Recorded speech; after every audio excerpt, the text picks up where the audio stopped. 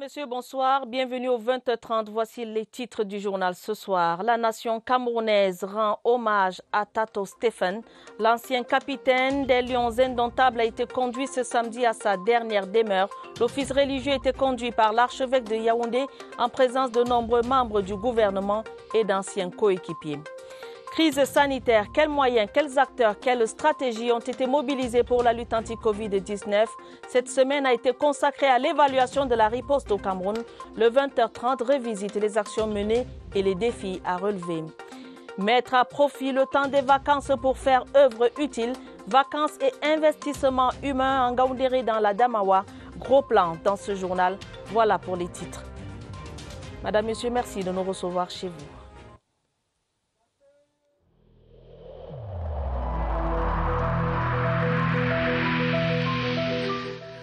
Évitons de stigmatiser ceux qui sont atteints par la maladie.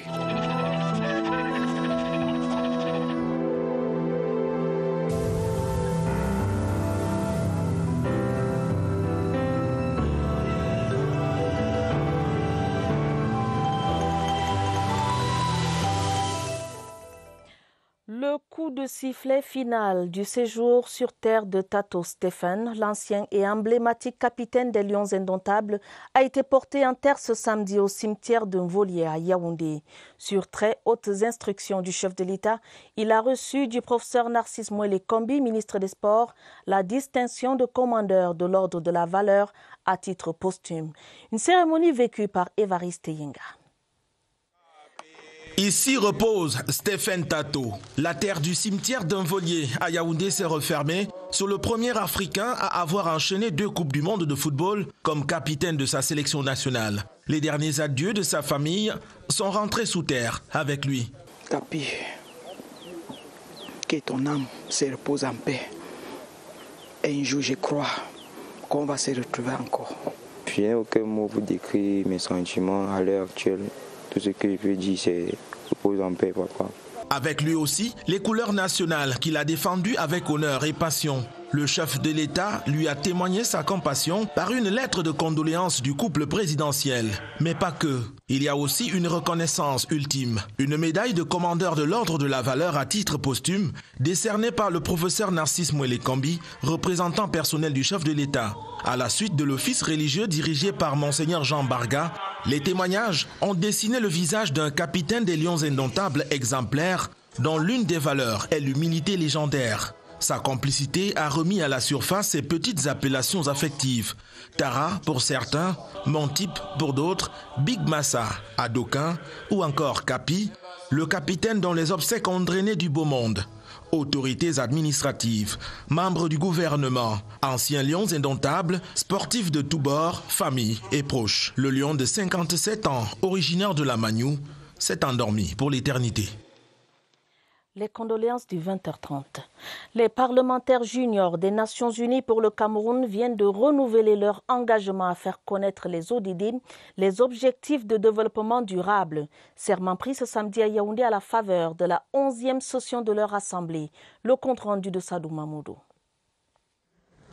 Combattre la faim, les inégalités sociales et de genre, disséminer l'éducation aux 4 coins du Cameroun. Voici résumé le cahier de charge des parlementaires juniors. Et les concernés n'y vont pas de main morte. La vulgarisation de ces ODD-là se fera, n'est-ce pas, par la formation et la sensibilisation de la population concernant les 17 objectifs de développement durable. Le plaidoyer pour le bien-être des jeunes Camerounais, l'ancrage des grandes opportunités du septennat du président de la République, passe par l'accompagnement des aînés qui ont expérimenté les extrêmes. Nous avons la chance au Cameroun d'avoir une jeunesse patriotique, mais qu'il y a une minorité de jeunes qui se laissent encore tromper par certains leaders politiques. Je suis ici pour communiquer avec ces jeunes et leur donner quelques clés de lecture de la cité. L'adhésion de tout le gouvernement, des partenaires au développement et surtout celle des populations cibles viendront consolider la mise en route des représentations régionales du Parlement junior des Nations Unies au Cameroun. Évaluation de la riposte anti-Covid-19 au Cameroun. Le ministre de la Santé publique a multiplié des concertations cette semaine sur le sujet. Le gouvernement a développé des politiques publiques afin de limiter les effets négatifs et préserver les acquis. Ces politiques qui reposent sur des piliers tels la riposte sanitaire, la résilience et l'approvisionnement stratégique. Des piliers dont on peut évaluer la portée sociale. Séverin Aligambeli. Les paramètres du pilier portant sur la riposte sanitaire sont visuellement plus faciles à évaluer. Selon l'approche définie par le président de la République et mise en œuvre par le chef du gouvernement, il comporte des mesures de nature à renforcer le système de santé, notamment l'identification, et le traitement rapide des cas avérés. À ce jour, l'indicateur des progrès réalisés est inévitablement le taux de guérison dû au protocole validé par le conseil scientifique. Nous pensons que le traitement que nous avons mis en place et qui produit encore un taux de guérison assez élevé, exceptionnellement élevé d'ailleurs, plus de 91% de guérison, et aujourd'hui copié par tout le monde. Et donc je crois qu'il n'y a pas de problème sur l'utilisation de l'hydroxychloroquine qui n'est qu'une molécule. Ce qui reste à faire, c'est surtout l'action préventive, à travers la sensibilisation de masse sur le respect des règles d'hygiène de base, le port de masque et enfin la décontamination systématique des zones à risque. Du point de vue de la résilience économique, tout le monde a peur des lendemains du Covid-19. C'est surtout l'incertitude qui est un problème. La pandémie va s'arrêter quand ? Nous savons qu'après la crise sanitaire, c'est une crise économique, quelle en sera l'ampleur ? Dans la perspective de la relance économique, le gouvernement a prévu des mesures fiscales, douanières et financières en faveur des entreprises et des acteurs du secteur informel.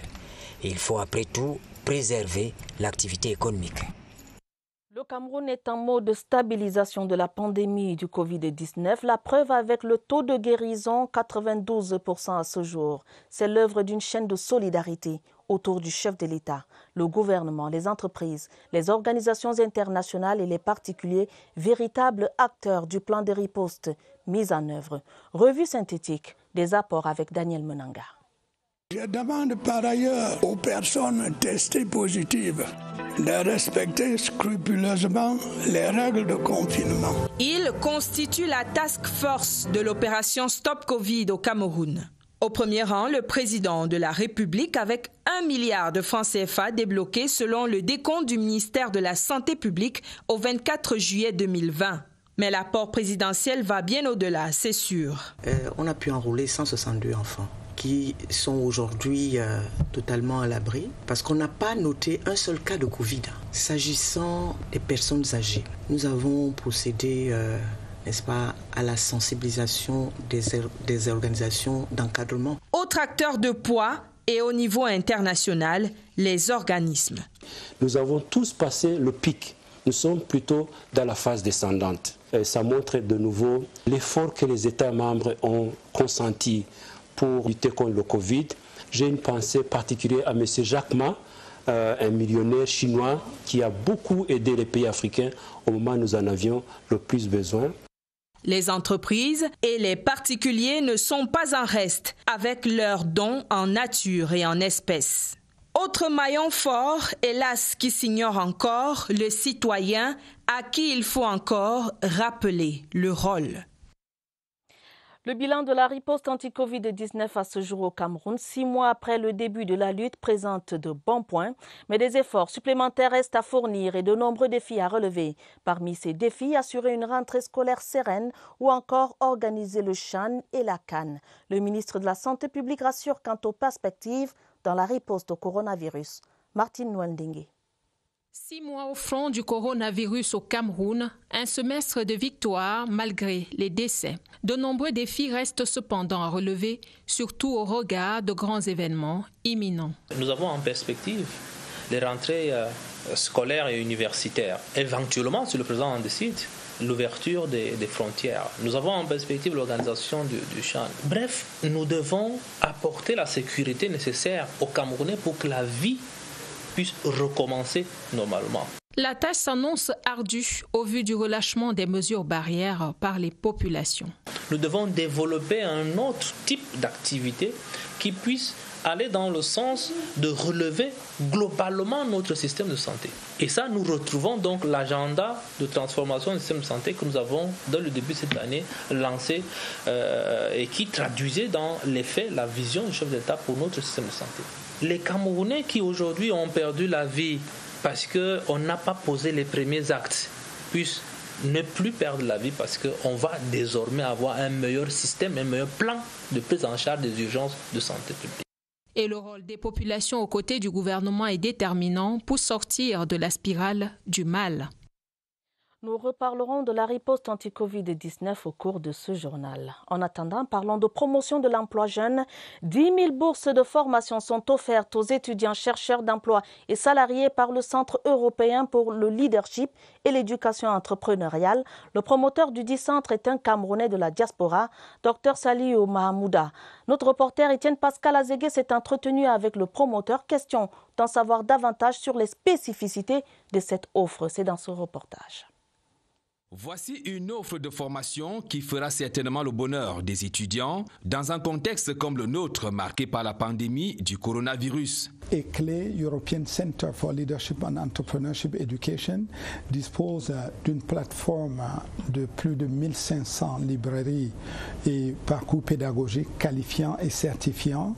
Et avec le Covid-19, dans le cadre de notre RSE, nous pouvons dégager 10 000 de ces bourses de formation en ligne et nous pouvons offrir ces 10 000 de ces bourses en Afrique. Et 10 000 bourses de formation sont également ouvertes aux salariés. Une initiative du Centre européen pour le leadership et l'éducation entrepreneuriale. Il s'agit d'un programme pour le Cameroun.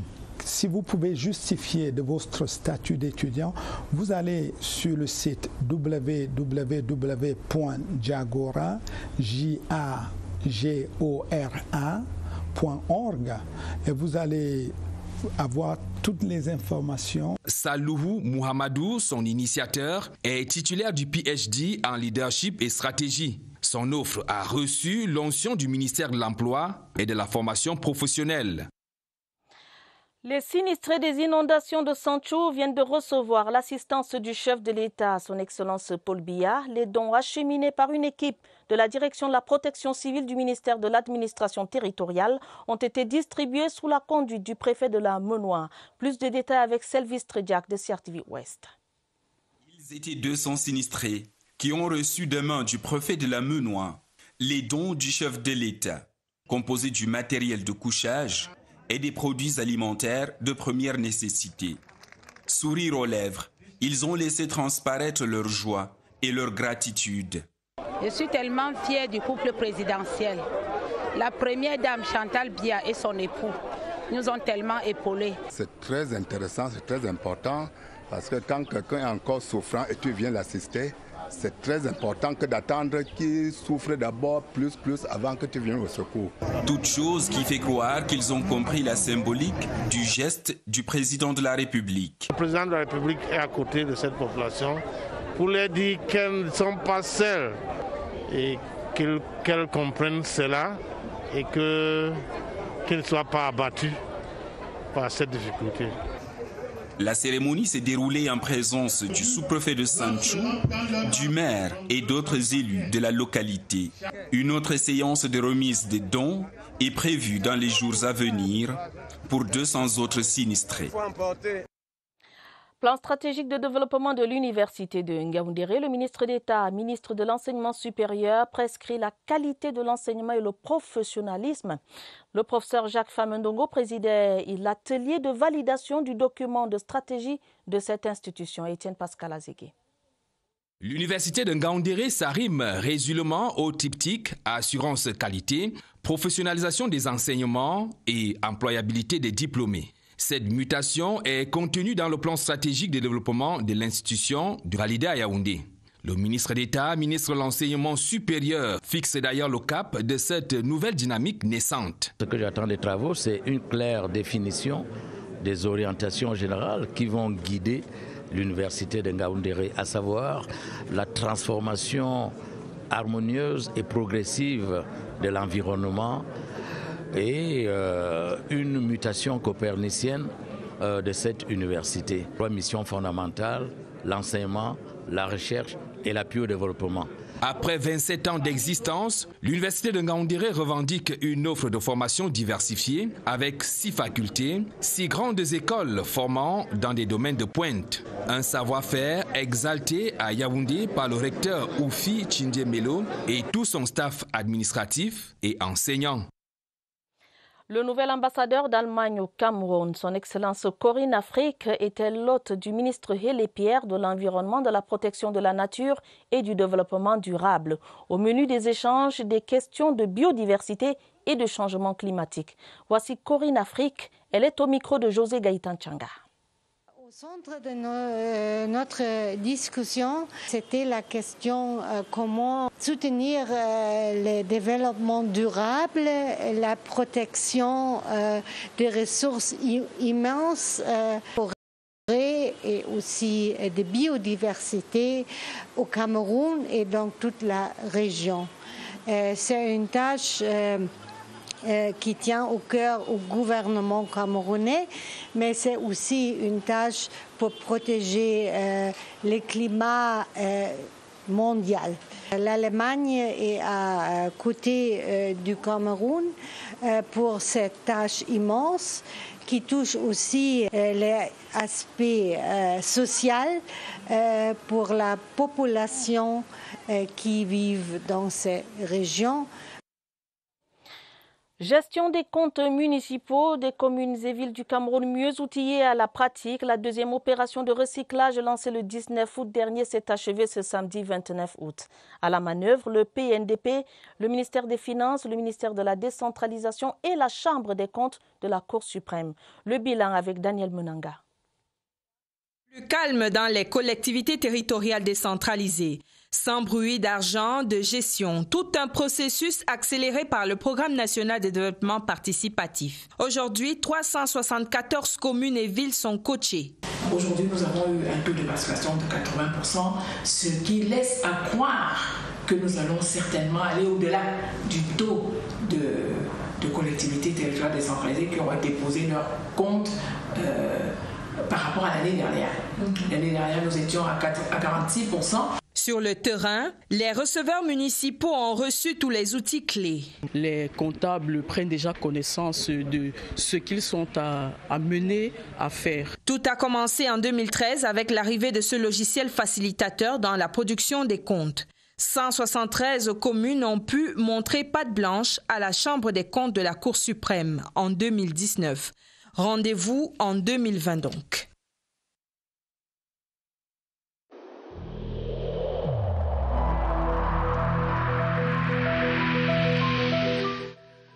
Le port du masque dans l'espace public restera obligatoire jusqu'à nouvel ordre.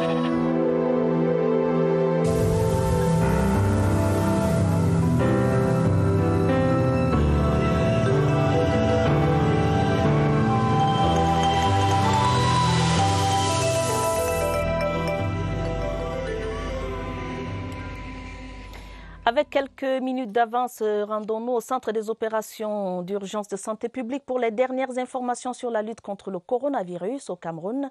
Comme cela est de tradition, on honneur ce samedi aux régions. Allons dans le sud-ouest où les autorités sanitaires sont à pied d'œuvre pour limiter la propagation du virus. Retrouvons sur place Évariste Eyenga, notre reporter au centre des urgences. Évariste, bonsoir. Évariste, vous recevez votre invité en visioconférence, vous avez l'antenne.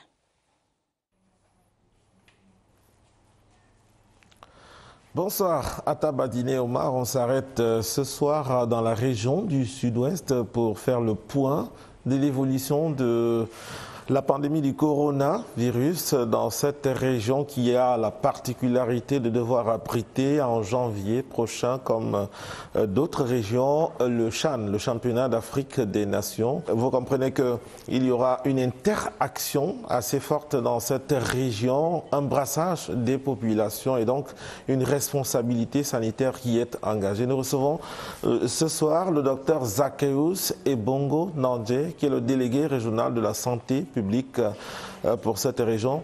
Docteur, bonsoir. Bonsoir, M. Yenga. Oui, merci d'avoir répondu à notre invitation. Dites, combien de districts de santé sont impactés par la pandémie et quelles sont les dispositions que vous avez prises pour la riposte? Oui, le Sud-Ouest comporte 18 districts de santé et donc parmi ces 18, il y a 10 districts qui sont touchés par la pandémie du Covid-19. Et en l'ordre décroissant de ces districts-là, nous avons le district de Boya, Limbe, Pumba, Manfé, Tiko et Akwaya. Et en général, nous comptons à ce jour 736 cas confirmés positifs du Covid-19 dans le Sud-Ouest, avec 36 décès. Ce n'est pas un souhait, mais en janvier prochain, le CHAN va se dérouler au Cameroun et votre région va abriter l'un des sites de la compétition. Le souhait n'est pas que la pandémie continue de sévir à ce moment-là, mais dites tout de même, quelles sont les solutions que vous envisagez pour endiguer l'épidémie jusqu'ici? Nous allons renforcer la surveillance et le dépistage dans nos postes de santé aux frontières des Coques, dans la Magnou, à travers Kondo Titi, Idinao, Idabato, Limbe et Tigo, pour que tout le monde, puisqu'il y aura un grand brassage de population, tout le monde qui entre chez nous dans le Sud-Ouest soit testé. Et dans le cas où quelqu'un est testé positif, il sera pris en charge de façon gratuite et de façon adéquate dans l'un de nos centres de traitement appropriés. Merci, Dr Zakeous. On devrait vous remercier pour votre proactivité en projection à la tenue du CHAN 2021, finalement au Cameroun. À Tabadiné Mar, on poursuit pour terminer le tour des régions demain avec la région du Nord-Ouest. Le patron sanitaire de cette région sera notre invité. À vous le plateau. Merci Évariste Yenga. Le rendez-vous de demain est bien noté. 3 ans déjà que le projet de développement de l'élevage en abrégé PRODEL est mis en œuvre au Cameroun et sur le terrain des actions palpables pour soutenir les porteurs d'initiatives. C'est le cas avec la Société coopérative des agriculteurs et éleveurs du Cameroun qui, en plus d'un accompagnement technique, a bénéficié d'un financement de 75 millions de francs CFA pour développer ses activités de production. Plus de détails avec Franck Evina. C'est un grand jour pour les 27 membres de la coopérative. Importé de Belgique, le deuxième incubateur tant attendu est arrivé à l'unité de production de poussins d'un jour au quartier Odja. Avant, nous étions sur une production de 5000 poussins par semaine. Avec ce nouvel équipement, nous passons de 5000 à 25 000 poussins par semaine. Un financement de 75 millions de francs CFA, des équipements modernes, des travaux d'extension et des restructurations menées. L'essor de la coopérative est aussi perceptible dans sa ferme parentale de Kondomeyos, près d'un fou. Le PRODEL nous a apporté un appui multiforme en nous apportant des enseignements, de la formation. Le PRODEL nous a aidés à acquérir des équipements, notamment le champ solaire que vous voyez derrière moi, les poules pondeuses reproductrices que vous voyez dans les bâtiments. Aujourd'hui, les clients se bousculent. Nous ravitaillons presque tout le Cameroun. Nos poussins partent à Douala, nos poussins partent au nord, nos poussins partent curieusement à l'ouest. De quoi galvaniser la coopérative qui ambitionne de livrer ses poussins et ses œufs à couver au-delà du Cameroun. Les chefs traditionnels de la commune d'Ovin, Mintom et Djoum, à l'école de la décentralisation, les fondamentaux de ce système de gouvernance leur ont été inculqués au cours d'une session de formation présidée à Djoum par le préfet du département du Djaï-Lobo, David Koulbou Aman. Des précisions dans ce compte rendu de Georges Ndi de CRTV Sud. Ils sont désormais prêts à jouer leur partition dans le processus de décentralisation en cours au Cameroun. Grâce à cette session de formation de la sénatrice Gisèle Afan, épouse Bidjan, ces près de 50 chefs traditionnels venus de Djoum, Mintom et Ovenfang ont pu s'imprégner des mécanismes de la régionalisation. J'ai déjà retenu que le président de la République a décidé d'impliquer la chefferie traditionnelle dans le processus de décentralisation. Il veut transférer les compétences aux communes et les chefs traditionnels sont partie prenante. Acteurs importants du développement local, beaucoup de ces gardiens de la tradition n'avaient qu'une idée vague de la décentralisation. Une situation à laquelle l'honorable sénatrice Gisèle Afan, épouse Bijan, a voulu très vite remédier. J'ai constaté que les chefs de chez moi ne savent même pas qu'il y a un processus de régionalisation qui arrive. Donc ils sont un peu en retard. C'est eux qui doivent être au centre du développement de leur village. C'est eux qui devront faire des projets de développement de leur village pour que ça aille au conseil régional et revenir. Le préfet du Djaïlobo, David Koulboutaman, présent à ces assises, a salué cette initiative et surtout l'implication des chefs traditionnels décidés à prendre en main le destin des populations à la base. Une cinquantaine de jeunes déployés dans les 3 arrondissements de la ville de Ngaoundéré, ces vacanciers œuvrent à la propreté dans les lieux publics pendant cette période de trêve scolaire. Le lancement de l'opération par le préfet de la Vina, Dikoso Samé, a donné lieu à une démonstration civique dans les rues. Voici le reportage de Salomon Kankili Babale. L'opération Ngaoundéré Ville Propre recrute. Dans le viseur, une cinquantaine de jeunes assurés de passer des vacances utiles à rendre salubre l'espace public. Dans nos différentes communes, nous avons estimé que c'est le moment d'impliquer dans cette jeunesse dans cette opération de la propreté de la ville. Parce qu'à la fin de cette opération, ces jeunes auront de quoi acheter kilo paé. Cela pourra donc aider les parents à la rentrée. Pour lancer l'opération et montrer le bon exemple, le préfet de la Vina himself. Nous voulons dire merci au maire de la ville qui permet que les jeunes des 3 arrondissements de Ngaoundéré puissent entrer dans l'opération Vina Propre qui est en cours. Le message que j'ai envoyé aux jeunes de Ngaoundéré, que le salaire qu'ils auront sera la contrepartie du travail qu'ils auront fait, donc ils y mettent toute l'ardeur juvénile qui caractérise la jeunesse. Les 3 arrondissements de la ville de Ngaoundéré sont concernés. Ces jeunes enrôlés entendent d'ici à la rentrée des classes apporter un coup de neuf à leur cité. Destination Cameroun, mon beau pays, je vous amène ce soir à Campo, dans le département de l'Océan, région du Sud. La ville balnéaire est située à une centaine de kilomètres de Kribi, au cœur de la forêt équatoriale. On y trouve une diversité d'espèces fauniques et ses plages ravivent la curiosité des touristes. Le guide de ce soir, Eric Asako. La ville de Campo, avec ses allures d'un Éden, ne laisse aucune âme indifférente. C'est un cadre propice à l'écotourisme, au repos et même aux randonnées. Une destination promise à un bel avenir. C'est une cité balnéaire, Campo. Nous avons les plages, nous avons tout ce que le bon Dieu peut donner à l'être humain, la plage, l'eau et la forêt, avec tous les investissements actuellement décidés par le gouvernement. La ville de Campo, fatalement, sera bénéficiaire. La réserve du parc national de Campo-Man, avec ses innombrables espèces fauniques, attise le charme de cette cité balnéaire. Ici, Pygmées, Bagueli et Bantou se côtoient naturellement comme des frères. Et même, les touristes d'horizons divers y trouvent leur place.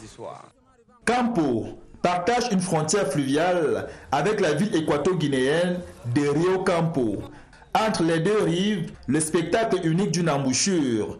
Le thème qui se jette dans l'océan Atlantique rythme ainsi par l'union des eaux les échanges commerciaux entre les 2 peuples frères. Une manne financière pour les services des douanes, une aubaine pour les pêcheurs, les vendeuses de poissons et les importateurs de vins et liqueurs.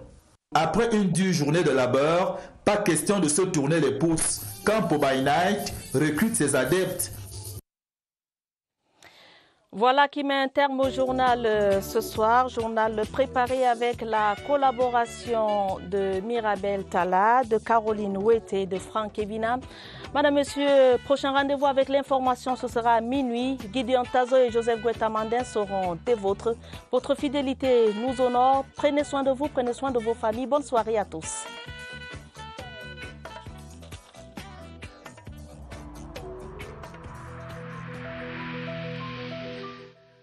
Il est essentiel que les mesures qui ont été indiquées soient absolument respectées par chacun de nous. Lavez-vous régulièrement les mains à l'eau et au savon ou à l'aide d'un gel hydroalcoolique. Restez à au moins 1 mètre de distance des autres personnes, surtout si elles toussent, éternuent ou ont de la fièvre. Si vous avez de la fièvre, de la toux ou des difficultés à respirer, consultez un médecin.